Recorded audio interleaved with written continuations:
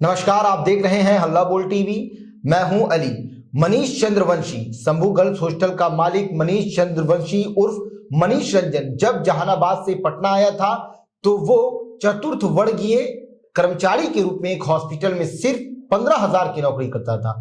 लेकिन चंद सालों में उसके पास बेशुमार दौलत आखिर कहां से आई? आइए इसका खुलासा करने के लिए हमारे साथ मौजूद हैं हल्ला बोल टीवी के संपादक दीपक शर्मा। देखिए अली, ये जो मनीष चंद्रवंशी उर्फ मनीष रंजन है जी, ये जहानाबाद का रहने वाला है और जहानाबाद से जब ये पटना आया था तो एक अस्पताल में, एक निजी अस्पताल में चतुर्थ वर्गीय कर्मचारी के रूप में काम करता था और उसका वेतन, उसकी सैलरी थी 15,000 रुपये। 15,000 रुपये में वो अपने पूरे परिवार को चलाता था। आज उसके पास करोड़ों रुपए की संपत्ति है और ये बेशुमार दौलत उसने कहां से अर्जित की, अब पुलिस इसकी भी जांच शुरू कर चुकी है। क्योंकि यह जब आया था उस वक्त और अभी में मात्र चंद सालों का फासला है। जब वो 15,000 रुपए की नौकरी करता था और अभी जब वो करोड़ों रुपए की संपत्ति का मालिक है तो इसमें सिर्फ चंद सालों का फासला है। ये बेशुमार दौलत क्या उसने गलत तरीके से अर्जित की? क्योंकि जिस शंभू गर्ल्स हॉस्टल की जिस इकाई में वो छात्रा के साथ गलत काम हुआ है, अब तो पोस्टमार्टम रिपोर्ट में भी साफ हो गया कि उसके साथ गलत काम हुआ है और उसी हॉस्टल के ऊपर वो रहता था अपने परिवार के साथ। अच्छा, इसमें उसके बेटे का भी नाम आ रहा है और यह भी नाम आ रहा है कि उसके साथ जो गलत चीजें हुई हैं उसमें इसका परिवार भी इन्वॉल्व हो सकता है। अब पुलिस हर एंगल से जांच कर रही है। पटना के जो आईजी हैं पटना रेंज के जितेंद्र राणा, वो खुद इसकी मॉनिटरिंग कर रहे हैं, डेली बेसिस पर खुद जांच में शामिल हैं। और पटना पूर्वी के जो एसपी हैं परिचय कुमार, उनकी अध्यक्षता में टीम बनी है जी। सीधे पुलिस महानिदेशक डीजीपी ने बनाई है टीम, डीजीपी विनय कुमार ने टीम बनाई है। और एसआईटी कल वहां गई थी, पटना रेंज के आईजी जितेंद्र राणा वहां गए थे, एडीजी कमजोर वर्ग अमित जैन वहां गए थे, सारे लोग वहां गए थे और जांच की।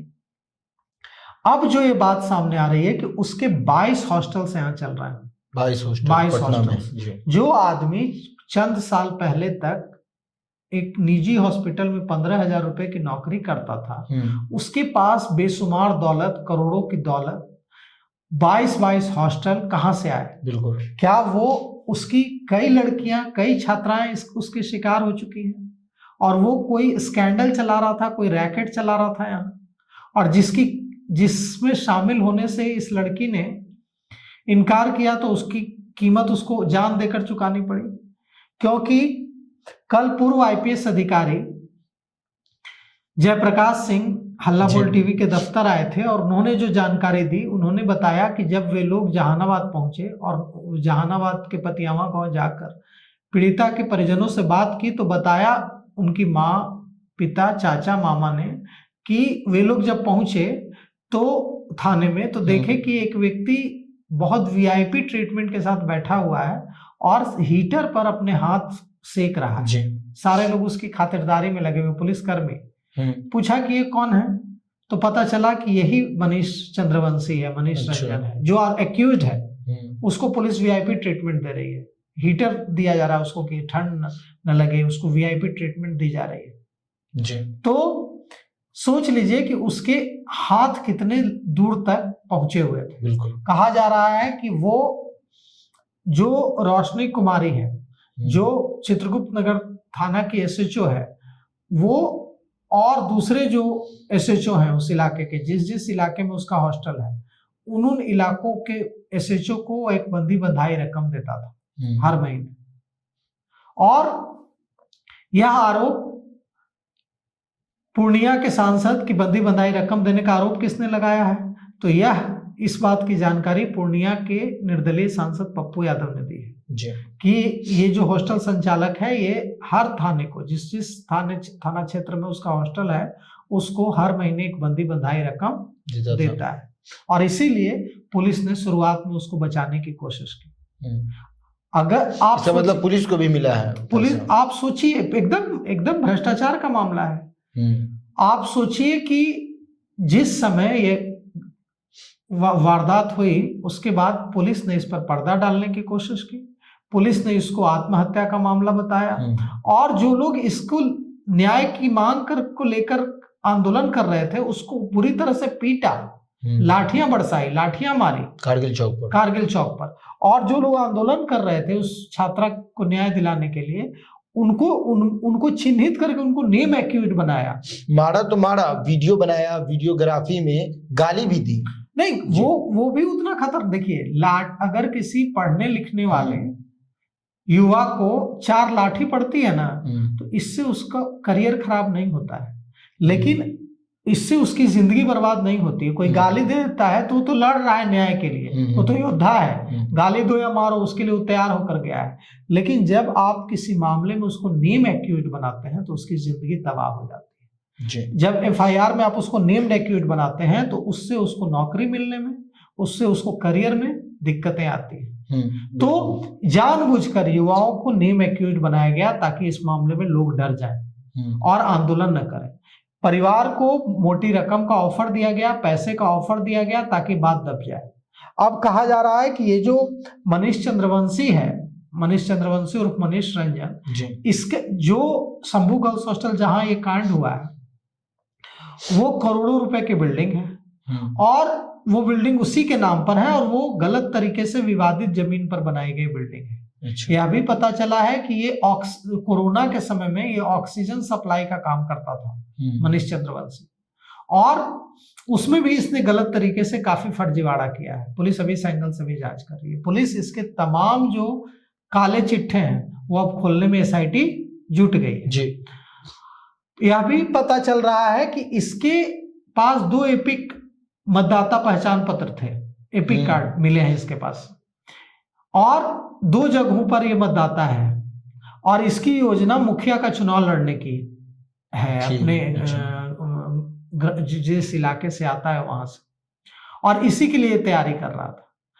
मतलब कि आप समझ लीजिए कि ये जो रैकेट अगर खुलेगा तो पता चलेगा कि ये जो छात्रा इसके शिकार हुई है वो एकमात्र नहीं है।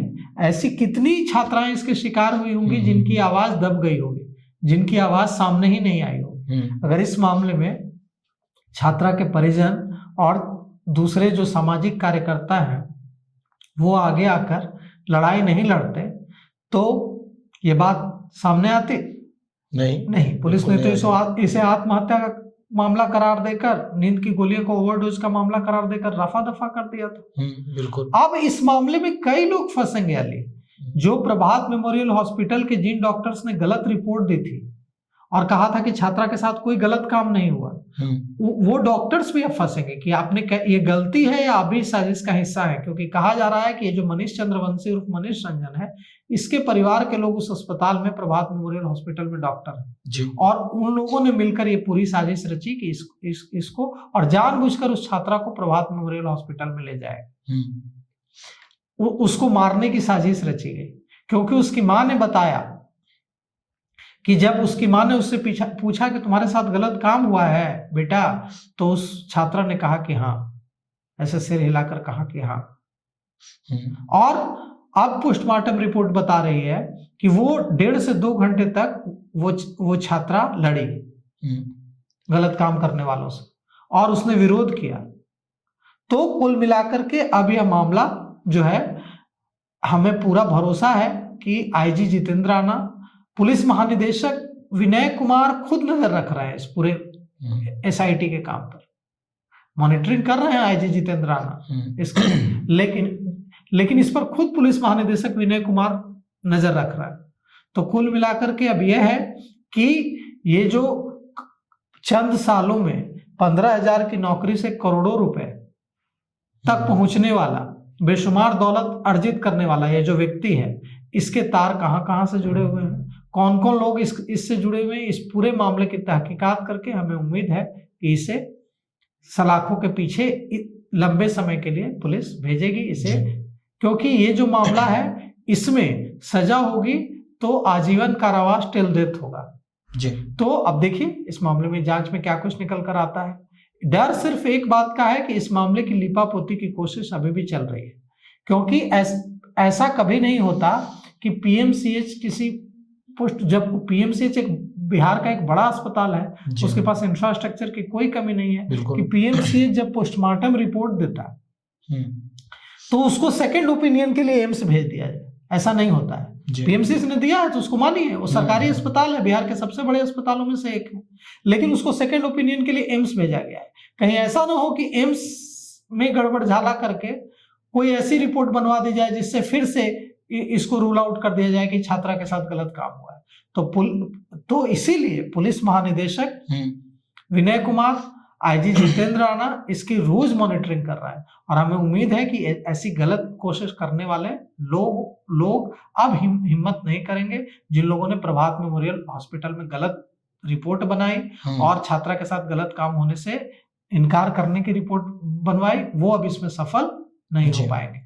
और अब देखिए इस मामले में और कितने लोगों की गिरफ्तारी होती है, क्योंकि इसमें कई सफेदपोश भी शामिल हो सकते हैं।